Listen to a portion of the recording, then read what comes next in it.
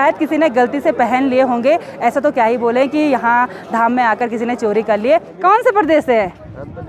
नेपाल, मुझे पता है नेपाली से हैं, नहीं तो और किसके पास गया ऐसे उठाना भार। बहुत सारी जगहों पे कीचड़ है, तो घोड़े खच्चरों के पैर से ना कीचड़ कुछ इस तरह से पड़ रही है, क्योंकि ओले इतने घिरे कि यहाँ पे कुछ इस तरह से जम गए हैं।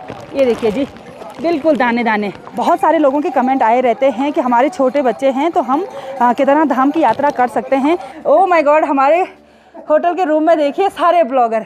रात के लगभग 1:30 बजे का टाइम हो गया है और हम श्री केदार बाबा के दर्शन करने के लिए यहाँ मंदिर प्रांगण में आ गए हैं। तो काफ़ी लंबी लाइन लगी हुई है, तो अब हम भी लाइन पर खड़े हो जाते हैं। आप सभी को मेरा प्यार भरा नमस्ते। मैं प्रियंका तिवारी आप सभी का स्वागत करती हूँ देवभूमि उत्तराखंड के श्री केदारनाथ धाम से। सुबह के लगभग 4:15 बजे का टाइम हो गया है और लगभग 2.5 घंटे लाइन में खड़े रहने के बाद हमको भगवान भोलेनाथ जी के दर्शन हो गए हैं। तो भगवान केदारेश्वर की कृपा आप सभी लोगों पर भी बनी रहे। सुबह सुबह भगवान भोलेनाथ जी के दर्शन करने के बाद हम रूम पर गए और फिर हमने थोड़ा सा आराम किया और अभी सुबह के लगभग 10:30 बजे का टाइम हो गया है। हमने होटल से चेकआउट कर लिया और आज भगवान श्री मुकुंद भैरव जी के कपाट खुल रहे हैं, तो वहाँ पर भी दर्शन करने के लिए चलते हैं। तो जहाँ पे हम रुके हुए थे, यहाँ के ऑनर हैं हमारे भाई साहब बगवाड़ी जी। बहुत बहुत धन्यवाद भाई जी, आपका नेचर बहुत अच्छा है और बहुत अच्छी व्यवस्था की आपने, बहुत बहुत धन्यवाद। धन्यवाद आपका मोस्ट वेलकम है। कभी भी आप केदारनाथ आइए, जोधपुर हाउस में आपका वेलकम है। बहुत बहुत धन्यवाद।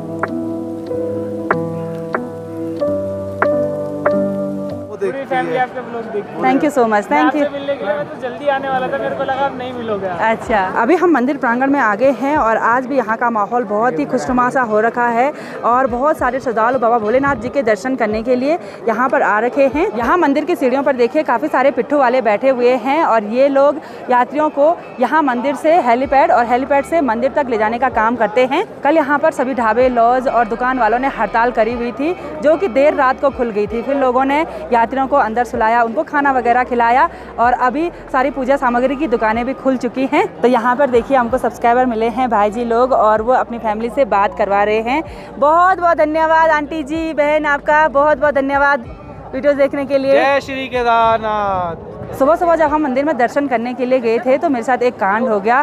जब हम लाइन पे लगे थे तो मैंने जूते एक जगह पे रखे थे, मैंने आंचल और शिवम के जूते तो वहीं पर थे, लेकिन मेरे जूते वहाँ पर नहीं थे। वहाँ पर कोई और जूते थे जो कि बहुत पुराने थे, शायद किसी ने गलती से पहन लिए होंगे, ऐसा तो क्या ही बोले कि यहाँ धाम में आकर किसी ने चोरी कर लिए। तो अब दुकान पर चलते हैं और पहला काम है जूते लेने का। वैसे खैर जूते तो नहीं लूँगी, चप्पल वगैरह लूँगी। अब नीचे ही जाना है, घर में वैसे भी बहुत सारे जूते हैं। तो यहाँ पे क्रॉक्स वगैरह मिल रहे हैं, तो मैं क्रॉक्स ही खरीदूंगी क्योंकि डाउन पर जाने के लिए काफ़ी अच्छे होंगे। तो चलिए जी, चप्पलें खरीदने के बाद अब आगे का सफ़र शुरू करते हैं और सबसे पहले हम जाने वाले हैं बाबा श्री मुकुंद भैरव जी के दर्शन करने के लिए। मंदिर प्रांगण से लेफ्ट की ओर आगे बढ़ते हुए पुल क्रॉस करके अभी हम चढ़ाई पर आगे बढ़ रहे हैं और यहाँ से लगभग 1 किलोमीटर की दूरी पर भगवान मुकुंद भैरव जी का मंदिर है। तो सारे दोस्तों घर जा चुके हैं और अभी हमको आशुतोष भी मिल गया है। कैसे हो? जय श्री केदार। मैंने कहा जब तक दर्शन नहीं होंगे तब तक मैं घर नहीं जाऊंगा, चाहे 1 हफ्ता लग जाए। बहुत अच्छा किया आपने। बिल्कुल, आज 4 घंटे और कल पूरा दिन इंतजार करने के बाद आज फाइनली भोलेनाथ जी के दर्शन हो गए। बहुत बहुत बढ़िया और फिर से मिलके अच्छा लगा। तो अब चलते हैं मुकुंद भैरव जी के दर्शन करने के लिए। तो बहुत अच्छा लगा आपसे मिलके, बहुत बहुत धन्यवाद वीडियोस देखने के लिए।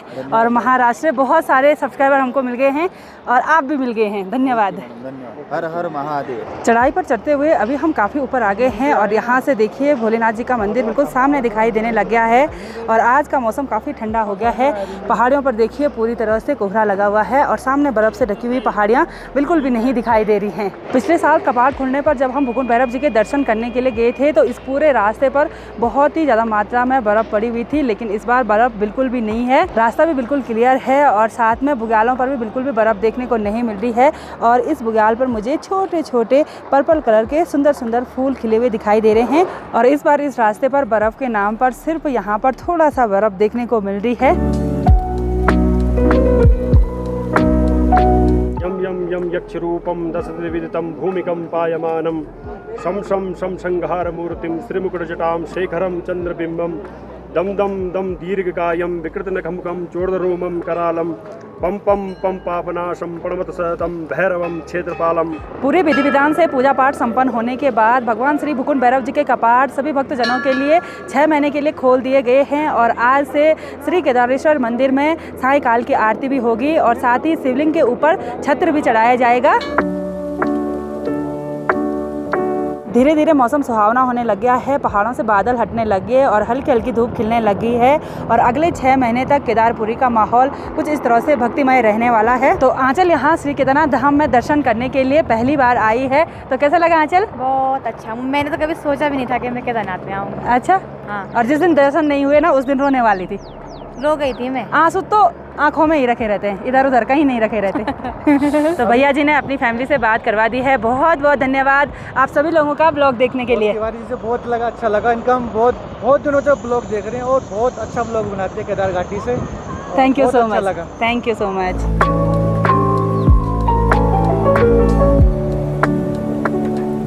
थोड़ी देर पहले मुझे एक सब्सक्राइबर दीदी जी मिली और उन्होंने मुझे भेंट स्वरूप एक माला गिफ्ट की, तो बहुत अच्छा लगा उनसे मिलके। बहुत बहुत धन्यवाद दीदी जी का।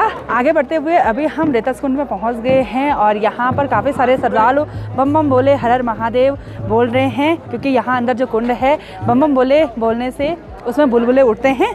गौरीकुंड जाने के लिए भी यात्रियों के पास बहुत सारे ऑप्शन हैं, डोली से भी जा सकते हैं और पिट्ठू से भी जा सकते हैं। तो यहाँ पे ये भाई जी लोग बैठे हुए हैं।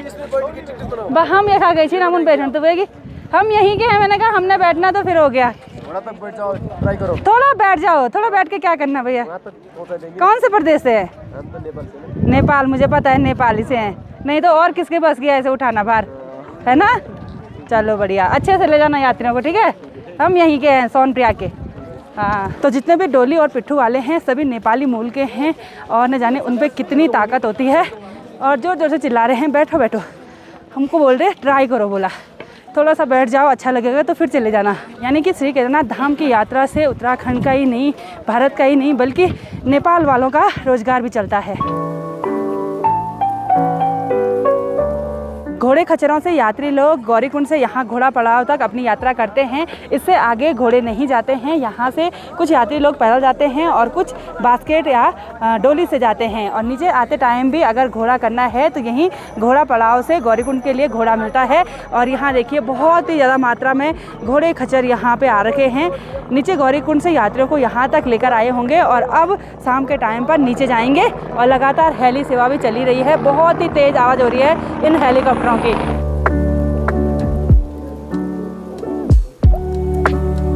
ठंडी ठंडी हवा के साथ फिर से कोहरा चारों तरफ फैल गया है और ज़्यादा क्राउड होने की वजह से बर्फ़ जल्दी जल्दी गल रही है, जिससे ना रास्ते पर भयंकर कीचड़ हो रखा है और इस कीचड़ में फिसलन हो रही है।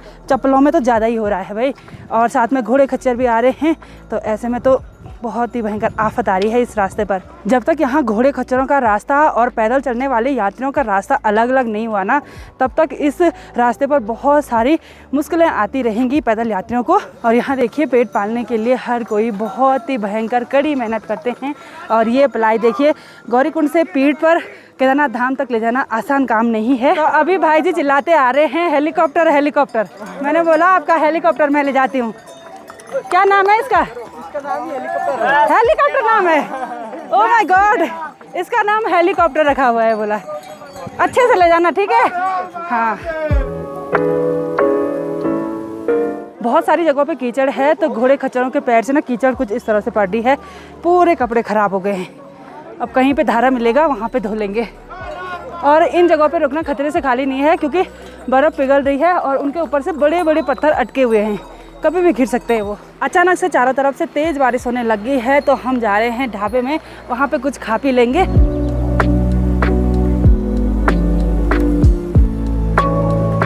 तो यहाँ ढाबे पर हमने गर्मा गर्म चाय और मैगी का आनंद लिया। धन्यवाद। चल रहा था लगभग 1 घंटे तक झमाझम बारिश होती रही और उसके साथ भयंकर ओले गिरे। और अभी चारों तरफ के नज़ारे देखिए बिल्कुल चेंज हो गए हैं। सारी पहाड़ियाँ बिल्कुल वाइट वाइट दिखने लगी हैं, क्योंकि ओले इतने गिरे कि यहाँ पे कुछ इस तरह से जम गए हैं। ये देखिए जी, बिल्कुल दाने दाने, ऐसे लग रहा है जैसे मिश्री होगी। ये देखिए चीनी टाइप का। और थोड़ी देर तक तो यात्रा जैसे रुकी गई थी, सभी लोग ढाबों में चले गए थे और अभी फिर से यात्रा स्टार्ट हो गई है। बहुत सारे लोगों के कमेंट आए रहते हैं कि हमारे छोटे बच्चे हैं तो हम केदारनाथ धाम की यात्रा कर सकते हैं। देखिए जी, मौसम साफ रहता है तो सब चीज़ सही है, लेकिन पहाड़ों के मौसम का कोई भरोसा नहीं होता है, तो छोटे बच्चों के साथ थोड़ा सा टफ है यात्रा करना। और अगर आप फिर भी यात्रा करना चाहते ही हैं तो आप बाय एयर यात्रा कर सकते हैं।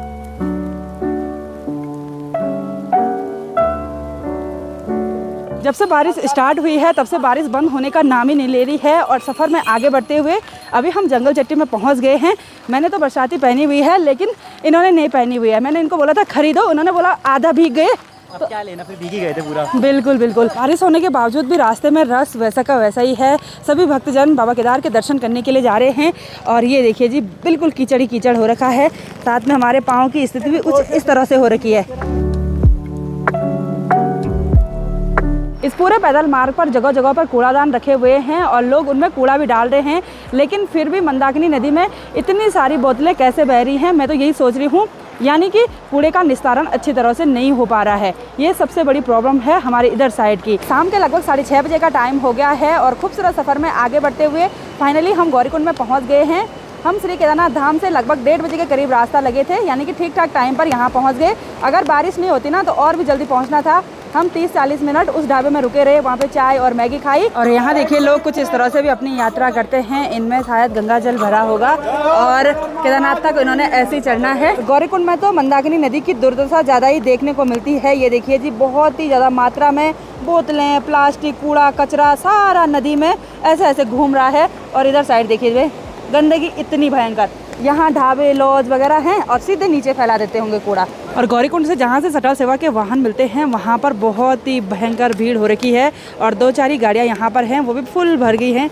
काफ़ी सारे यात्री लोग यहाँ पे इंतज़ार कर रहे हैं। मुझे लग रहा है गाड़ियाँ इधर इसलिए नहीं आ रही हैं क्योंकि आगे जाम लगा होगा। तो हम धीरे धीरे पैदल ही आगे बढ़ते हैं। गौरीकुंड से पैदल सफ़र करते हुए फाइनली मैं सोनप्रयाग में अपने लॉज में पहुंच गई हूं और बहुत ही भयंकर थकान लगी है। उतनी थकान डाउन पे नहीं लगी जितनी थकान गौरीकुंड से यहाँ सोनप्रयाग पैदल आने में लगी। Oh my God, oh my God. हमारे होटल के रूम में देखिए सारे ब्लॉगर। कैसे हो सब? अरे तुम यक्षिन है? सब ने कैमरा ऑन कर रखे हैं और हमें ने बोला था इनको रुकने के लिए। रुके तो अच्छा हुआ, बहुत अच्छा लगा। अभी तो सरप्राइज दे दिया सबने। दीदी सब इसका कराया था। इसने हम जा रहे थे सुबह में किन्वे क्योंकि जाना। हाँ अच्छा, तो प्रीति ने रोका। प्रीति को थैंक यू। अभी माहौल बिल्कुल खुशनुमा सा हो गया है। इन सभी को यहाँ पर देखकर मेरी तो थकानी उतर गई और अब हम सोएंगे नहीं, खूब मस्ती मजाक करेंगे और एक दूसरे के साथ अपना अनुभव शेयर करेंगे यात्रा का। तो आज की इस वीडियो को यहीं पे एंड करते हैं। आई होप आपको वीडियो पसंद आई होगी। वीडियो पसंद आए उसको लाइक कीजिए, कमेंट कीजिए और अपने दोस्तों के साथ शेयर कीजिए। मैं प्रियंका योगी तिवारी मिलती हूँ आपको अपनी अगली नई वीडियो में। तब तक के लिए जय देव भूमि उत्तराखंड, जय श्री केदार, हर हर महादेव।